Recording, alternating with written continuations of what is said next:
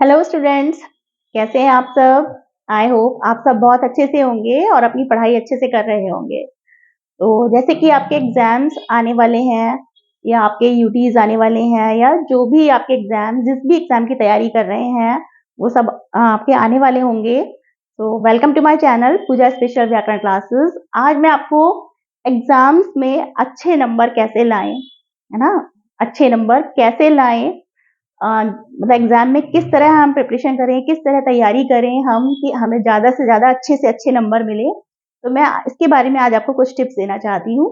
तो चलिए फिर शुरू करते हैं कि आपको कुछ मैं जानकारी, कुछ एडवाइस देना चाहती हूँ जिससे आपको बहुत अच्छे से अच्छे नंबर मिलेंगे। तो फिर चलिए शुरू करते हैं कि देखिए, यदि आपको अच्छे नंबर लाने हैं, how to get good marks in exam, किसी भी एग्जाम की बात कर रही हूँ मैं, ये किसी पर्टिकुलर एग्जाम की नहीं, सभी एग्जाम्स के लिए।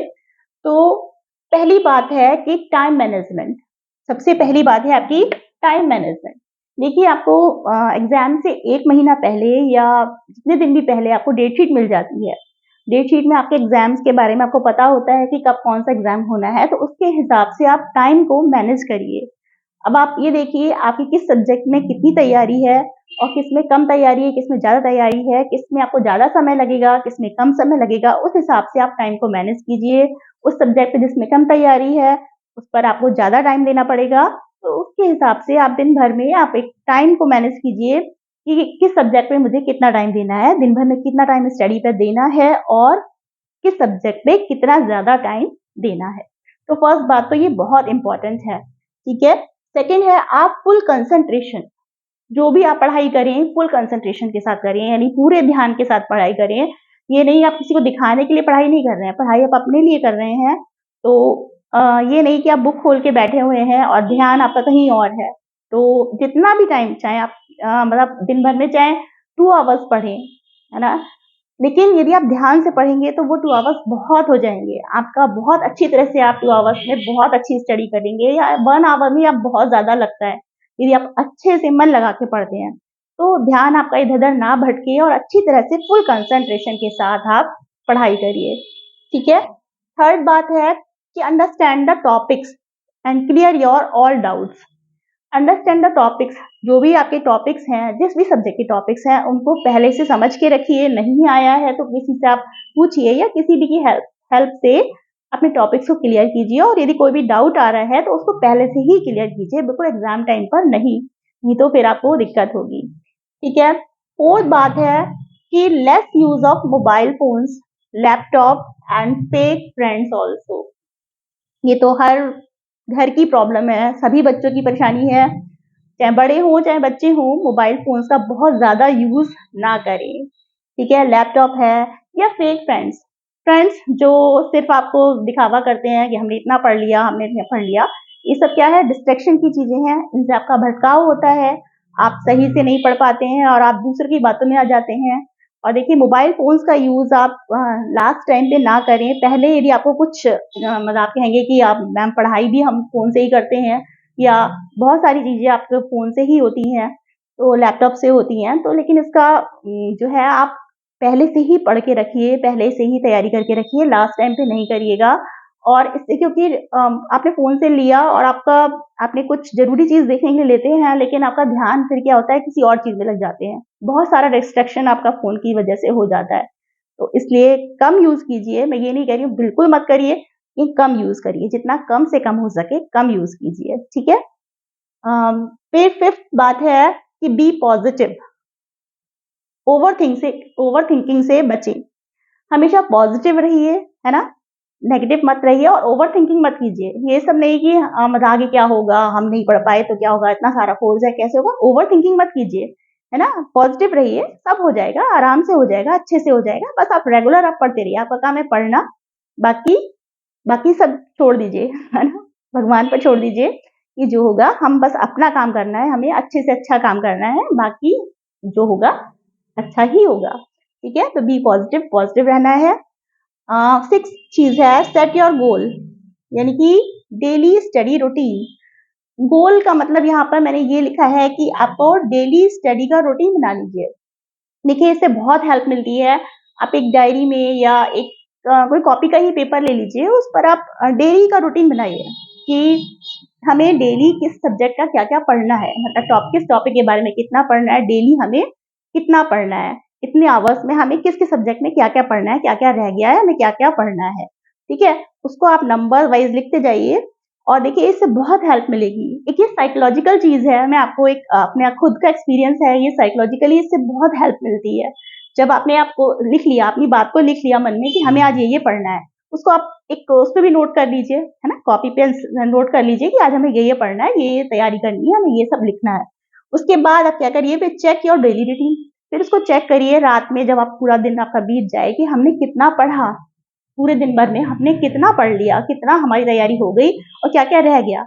ऐसा नहीं है कि आपके जितना आपने लिखा वो सब पढ़ लेंगे, ज्यादा लिखिए लेकिन आप कम पढ़ पाए तो नेक्स्ट डे आपको पता रहेगा कि हमें कितना और पढ़ना है, कितना रह गया है, हमें कितना आगे और पढ़ना है, उसके लिए हमें कितना टाइम और लगेगा, कितना टाइम निकालना है। ठीक है, और फिर है 8th है सेल्फ इवेल्यूशन, कि हाउ मच यू अचीव।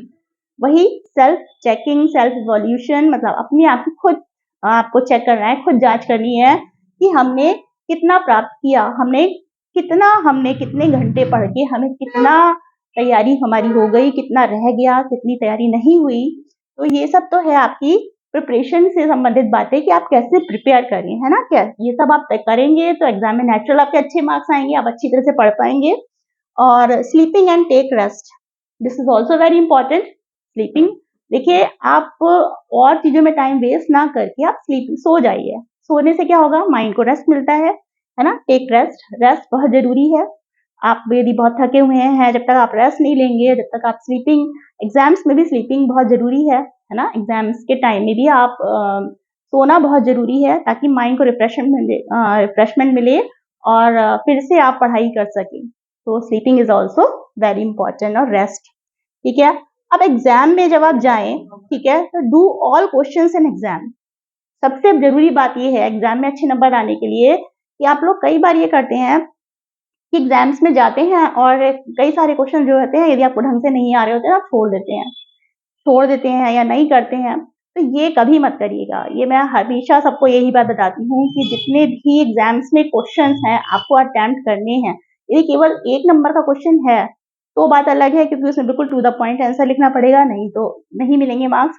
लेकिन और जितने भी क्वेश्चंस हैं यदि नहीं आते हैं तो उसे छोड़िए मत। देखिए, क्योंकि खाली आप यदि आप क्वेश्चन छोड़ देंगे तो कुछ भी नहीं मिलेगा। जो भी आता है, जितना भी आता है उस क्वेश्चन के बारे में, अपने माइंड से, अपने मन से लिख दीजिए। क्वेश्चन को लिखना जरूर है, करना जरूर है, छोड़ना नहीं है। This is very important. Exam में कभी भी क्वेश्चन छोड़ के नहीं आना है।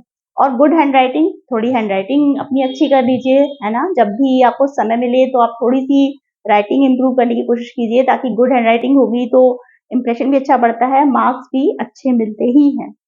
और फिर है 11 चीज है रिवीजन। Revision must. तो रिवीजन तो आपका, देखिए, चाहे आप एग्जाम से पहले तैयारी कर रहे हैं तो भी रिवीजन करना ही करना है। और एग्जाम पहले तो आपको, जब आपने तैयारी करी है, जितनी भी आपने तैयारी करी है, देखिए जितना भी आपने पढ़ाई करी है, यदि आप रिवीजन नहीं करेंगे तो वो सब बेकार हो जाएगा। देखिए, रिवीजन से वो सारी चीजें रिकॉल हो जाती हैं, आपको दोबारा से याद आ जाती हैं। तो रिवीजन जरूरी है, बहुत जरूरी है। तो इसके अलावा यदि एग्जाम में भी आपने जो क्वेश्चन पेपर में आपने जो किया है उसको भी खुद से एक बार रिवाइज करिए कि आपने पूरा करने के बाद क्वेश्चन पेपर है आप रिवाइज करिए, कि आपको पता लग जाएगा आपने कहाँ कहाँ गलतियां करी हैं या कौन कौन सी मिस्टेक्स हैं। आप खुद ही ढूंढ लेंगे और खुद ही आप उसको ठीक कर लेंगे। तो ये बहुत जरूरी है, पेपर करने के बाद आप खुद से रिवाइज करिए। ठीक है, और लास्ट है डोंट वेस्ट योर टाइम। तो टाइम वेस्ट मत करिए। जो भी है, टाइम आपका बहुत कीमती है, टाइम इज प्रीशियस। और ये टाइम आपको फिर दोबारा कभी नहीं मिलेगा। अभी आप स्टूडेंट्स हैं, पढ़ाई कर रहे हैं, बहुत जरूरी है टाइम को सही से यूज करना। टाइम को आप वेस्ट नहीं करिए, जितना टाइम इम्पोर्टेंट है, क्योंकि टाइम को यदि आपने अभी टाइम की वैल्यू नहीं समझी तो फिर बाद में बहुत दिक्कत हो जाएगी। तो अभी जितना टाइम है उसे यूटिलाइज कीजिए अच्छे कामों में, अच्छी चीजों में। तो अच्छे से पढ़ते रहिए, रेगुलर पढ़ते रहिए, और अपनी तैयारी के मैंने ये जो कुछ टिप्स दिए हैं शायद ये आपके लिए बहुत हेल्पफुल हो। तो इन्हें ध्यान में रखते हुए पढ़िए और अच्छे से अपनी स्टडी कीजिए। So all the best for your exams. आप सबके बहुत अच्छे नंबर आएंगे। इस तरह से आप स्टडी करेंगे या जैसे भी है, तो बस ध्यान से पढ़ते रहिए। All the best for exams. Thank you so much.